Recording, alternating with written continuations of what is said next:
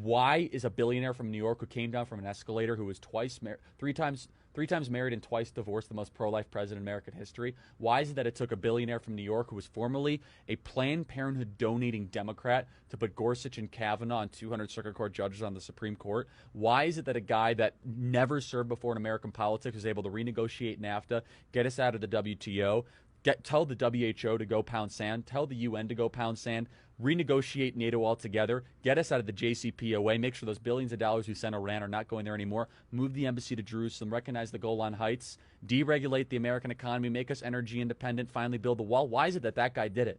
It's because every single other person that preceded him besides President Reagan was part of the problem. They were part of the very same community of people that were Ivy League educated, said one thing and did another, were part of the ruling class that protected the agency, protected the Bureau, protected the DOJ. And as long as you said the right things and kept the deficits going, raised the taxes, deteriorated the industrial base, boosted Wall Street profits, kept the borders wide open so that we could have foreign nationals domiciling in our country that do not share our values, eventually get benefits, their kids can vote against our own values, then things will be just fine. Why is it that this guy is different? It's because unlike any other president, he could have been in the ruling class. He said no thanks. He had enough money to be in the ruling class. He's got more money than James Comey, Andrew McCabe, Peter Strzok, Smirk, his lover Lisa Page, and the person who probably published his book combined and multiplied times 100. He's the only president in modern history to have his own plane and actually go to probably a smaller plane when he becomes president of the United States. He's one of the only presidents that was a best-selling author, #1 TV show on The Apprentice, NBC, literally was in every single rap song, was glamorized. President Barack Obama said the American dream is to be what? Is to be Donald Trump. That's what he said the American dream was. Why is it that this guy's all of a sudden the populist hero? He's supposed to be part of the ruling class. It's because he's a defector from it.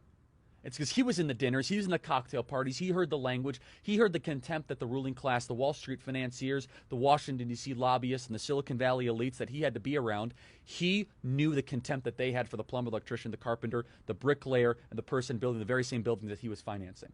So he took the woman rink mentality, the philosophy that built that woman rink quicker and better than anyone could have imagined, despite the New York City bureaucracy and the municipal burdensome rules. And he said, I'm going to bring this to Washington, D.C., and I'm actually going to do something that a politician has never done before. I'm going to tell you the truth, no matter how brutal and honest it is. I'm going to do what I say I'm going to do. From the time he went down the escalator, he was the only person running for office that talked about China immigration, the two issues that are most affecting our country now. How was this possible?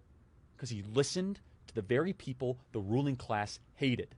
He would walk a job site and he would ask him, what's on your mind? He says, man, I'm really worried that we're getting taken over by China. I'm really worried that we're getting too many people in this country. I'm worried I can't pay for health care. He internalized. That's what a populist is, someone who listens to the people. So what makes President Trump different? This is a president who didn't need his job. He's the only president in American history who's going to be poorer after becoming president than before. He's not going to sign a book deal big enough to possibly make up for the gains. His son, investigated by every single authority imaginable, from Bob Mueller to the House Intelligence Committee to Adam Schiff to the Federal Bureau of Investigation, after being set up for that very same meeting. His businesses audited and currently under criminal investigation by the New York Attorney General for no reason and no grounding further. His other son, Eric Trump, his charity gets shut down for self-dealing despite no evidence at all. He just wants to give treatment to cancer kids, St. Jude's Hospital. His 11-year-old son, under constant and daily attacks for just existing as a teenager or early, a 12 or 13-year-old in this society. How dare he live? He's the only person that will be more damaged materially, philosophically, and morally. Every other president ends up better on the back end. They end up being able to write their stoic journal and drama and being better respected. This guy is a vessel for us.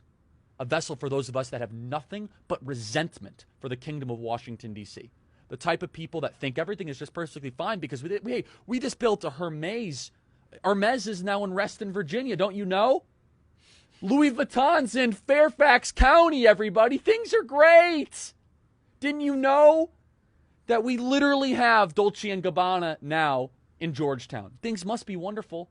You go into Washington, D.C., the cranes are as far as you can possibly see. The construction cranes, they're trying to rebuild the Parthenon, the Giza pyramids quicker than anything I've ever seen. It's More construction happening in D.C. perpetually. Why? It's the only place in America. This is why 8 out of 10 of the wealthiest counties in America are around Washington, D.C. It's the only place in America where they get richer at gunpoint. They have a multi-trillion-dollar cash flow happening into their center, into their power structure every single year, not because we want it. If Chicago and Minneapolis and Detroit, if people get rich there, they have to convince you to buy their products. Maybe it's manufacturing, maybe it's automobiles, maybe it's Best Buy, which is, of course, a Minneapolis company. But Washington, D.C. is different. They do it at gunpoint. This is why Trump is different, and that's why I wrote the book.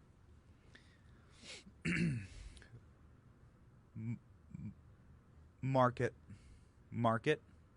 Ladies and gentlemen, you will not hear a better argument for the President of the United States than that 2.5 minutes right there. Cut it, mark it, drop it in. Are you a leftist? Are you communist? Are you Marxist? Are you super right wing? Doesn't matter. You can't disagree with that. That is the best argument you will ever hear, condensed, distilled like a proof alcohol into why Charlie Kirk believes in this president. And so if you're looking, look no further. That 2-minute clip right there. Well, Cut thank you. it. Email us, freedom@charliekirk.com. Here's one for you. Thank you, Benny.